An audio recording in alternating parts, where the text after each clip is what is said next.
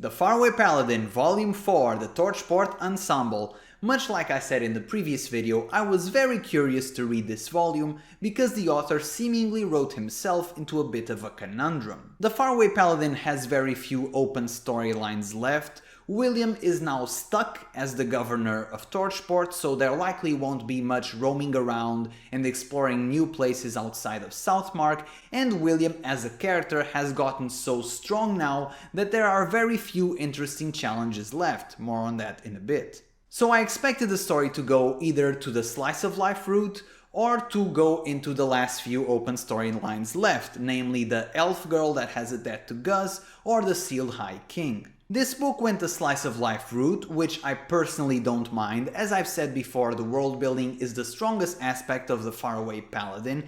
However, unlike the previous books, this one doesn't follow a single storyline. It's instead a compilation of short stories, which, in my opinion, have varying levels of quality, making this book end up feeling like a bit of a mixed bag. So let's get right into the Faraway Paladin Volume 4, but first, as usual, let's take a look at the cover. This cover, although not as epic as the previous one with the dragon spitting fire, is nonetheless probably my favorite cover in the entire series. Visually, I love the mix of the reddish, orange and blue, and I know this is a common combination in ads and posters, so it's not like we are reinventing the wheel here, but it just looks good, what can I say? William looks heroic and imposing with his winter outfit and cauldron, which gets reforged into a spear in this volume, so this is technically false advertising. And it's the first cover in the series featuring Reystov celebrating his retirement, marriage, and the most character development he's had since the beginning of the series. Even though this is my favorite cover, mainly due to its simplicity and color scheme, I do have to be fair and say that the English adaptation once again botched the cover. This time they cut off poor Anna's face. I didn't even notice Anna was here until I saw the extended promotional cover, which features Anna and also Gracefield on a snowy Torchport. And on the other side we have a relatively uninteresting image of the Beastwoods, but it features some mugshots of our characters, effectively serving as character intros, which I always appreciate, regardless if this time they're not very interesting. This time we have one extra color image for the table of contents depicting what I think is probably the scene I liked the least in the book. We'll get to that, but visually speaking it's fine, so there's that. The Torchport Ensemble is comprised of 7 short stories of various lengths, some being as short as a single dialogue scene, so for most of these there's not really much to review and I don't really have a strong opinion either way. Let's focus this book instead on the 3 main short stories, starting off with A Tale of the Paladin and the Proposal. This was my favorite short story in the book, and I haven't read what the consensus is on this, but I'm guessing that my opinion is not controversial, as to me this was by far the best story, and unfortunately the writing fell a bit after this one.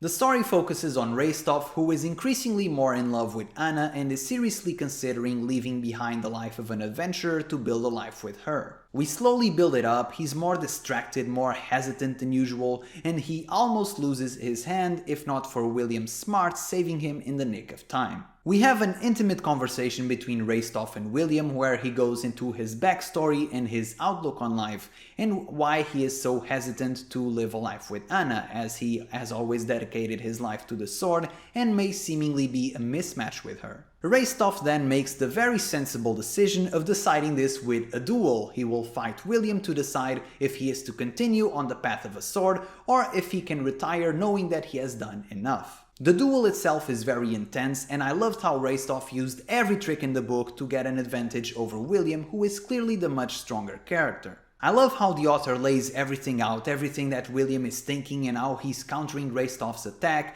and the duel itself does not have a decisive outcome. We do not know who would have won in these circumstances, as Reystov hesitates during the final blow. William, evoking the thoughts of the reader, is a bit frustrated as he wanted to know the outcome of this duel, but it was still pretty entertaining and it was not the point of the duel itself. It was for Reystov to make a decision, and he realized during this duel that he likes Anna more than he likes the sword. And afterwards there's an even bigger challenge, as Reystov must now talk with Anna's adoptive father, good old Bishop Bagley, who publicly, as respectable as Reystov may be, will never give him Anna's hand in marriage. I really enjoyed this scene. I've always liked Bagley, he's a very peculiar character, and we see this duality between Bagley, the loving father, and Bagley, the ostentatious and prestigious priest that has to keep up public appearances. And I think this scene really encapsulates who Bagley is as a character. Deep down, he's a good guy, but he is almost too focused on the big picture, and so he maintains this almost villainous persona because he thinks this is the most effective way of helping everybody around him. Is he right? Is he wrong? Nobody really knows, but he believes it and he's effective at what he does. And then we get a very comedic scene where they kidnap Anna, and kidnap is the wrong word to use here because she wants to go and everybody else wants her to go. Even Gracefield herself helps in this endeavor, and they take her to Torchport so she can be married to Reystov.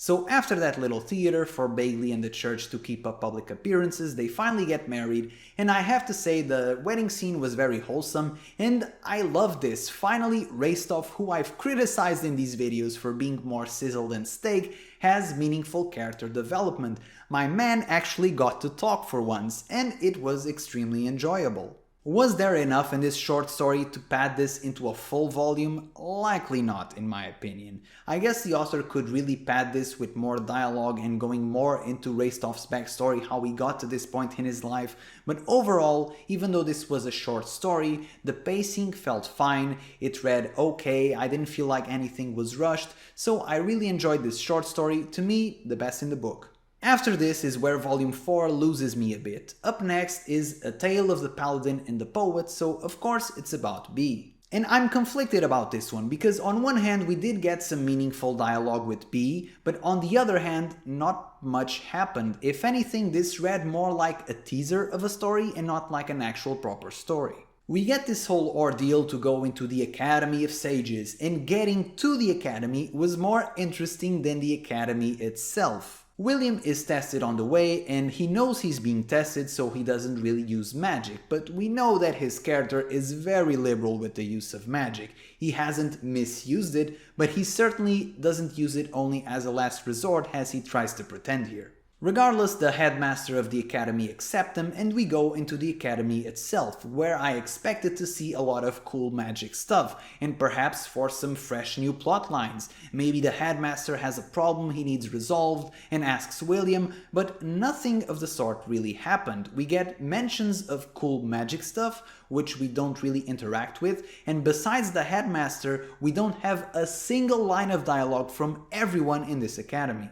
William didn't learn any new spell or any cool new magic trick, no new characters got introduced besides the headmaster. This unfortunately felt a bit like a waste of time, and from a narrative standpoint, this might as well have been just a library guarded by a magical hermit, because narrative-wise it's all that it amounted to.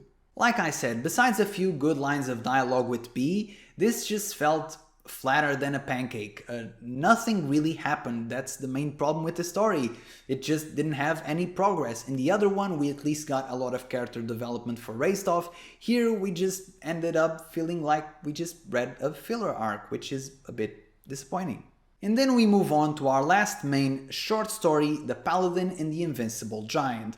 While the previous one felt like a nothing burger, this one was much more eventful, but had a bunch of narrative decisions that just puzzled me. The story starts off with a very nerdy, but in my opinion interesting conversation between Tonio and William, where the author managed to make the economic impact of copper coins a very interesting thing to read about, so kudos to him.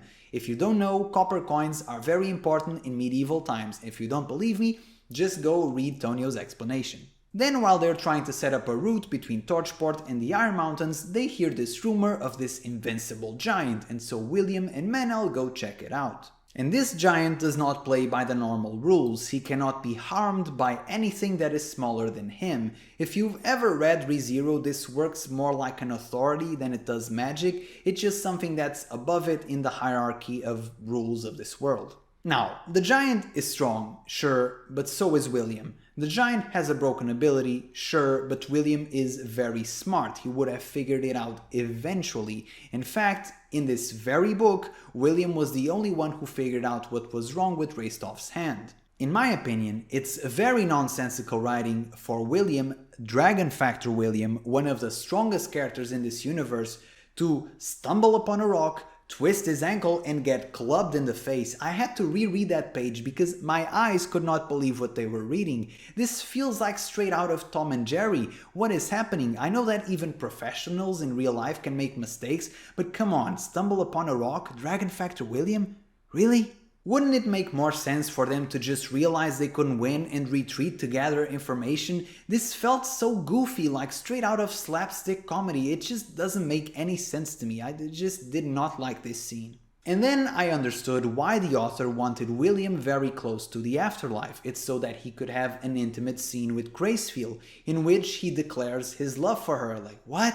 This just got even worse. I hated this scene. Gods in the Faraway Paladin universe are very powerful, but they are closer to characters than they are to the all-powerful figure the reader may have as a frame of reference when he reads the word God. I always thought it was an interesting take on this world's religion, how gods are distinct and have various personalities and have actual agency in this world. That's one thing, but it's a completely other level for William to declare his love to Gracefield as if she were like a living being. It just doesn't feel right to me. And I know that this isn't blasphemy because this is the author's fantasy world and it has been referenced on previous books that these types of things are not unprecedented, but still it's just a twist in the story that I personally do not enjoy. It almost diminishes the devotion that William has had for Gracefield ever since Volume 1.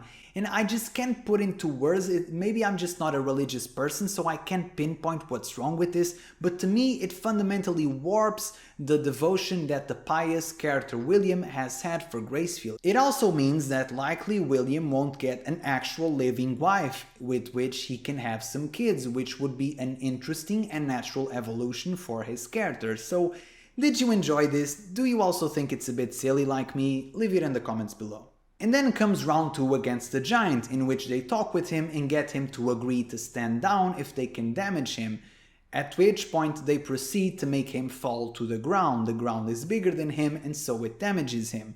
Except that they had already made him fall before, so they do the exact same thing they did before except more calculated this time. How did the giant agree to this? This doesn't really make any sense to me, it just seems a bit silly.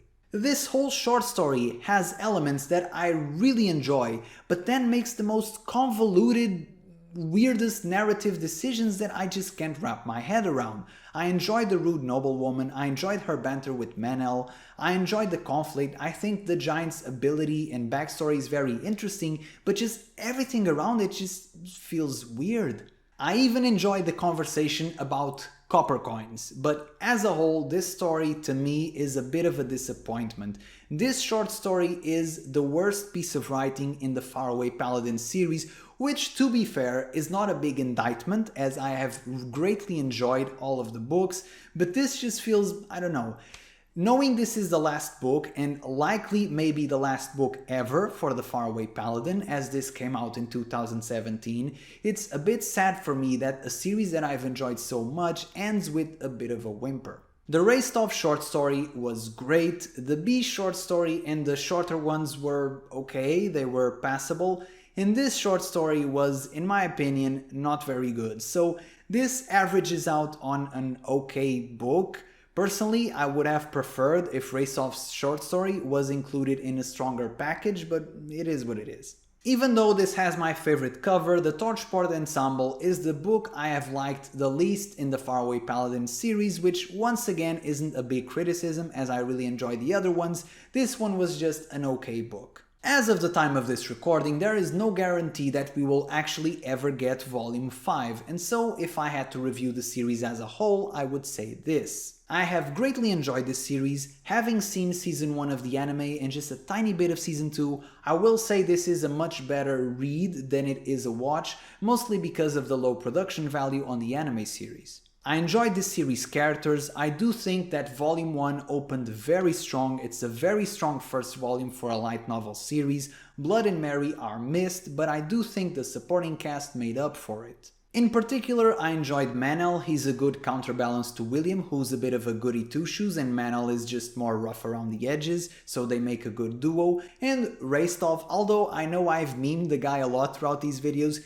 he did end up on a high note with a very good short story, so I'm also happy for his character. I would have liked to spend more time with these characters, but if I'm being completely honest, I do think that even if we don't get any more books, the Faraway Paladin had a pretty nice run, with the Lord of the Rust Mountains being a fitting climax for the series, and this volume feeling more like a bit of an epilogue, which is also why I don't take it as seriously, because it feels almost like extra content to a story that already ended with the Lord of the Rust Mountains. At the risk of sounding like a broken record, I think the world building is just phenomenal. I love the gods, I love the world, I love the way magic works with the power of words.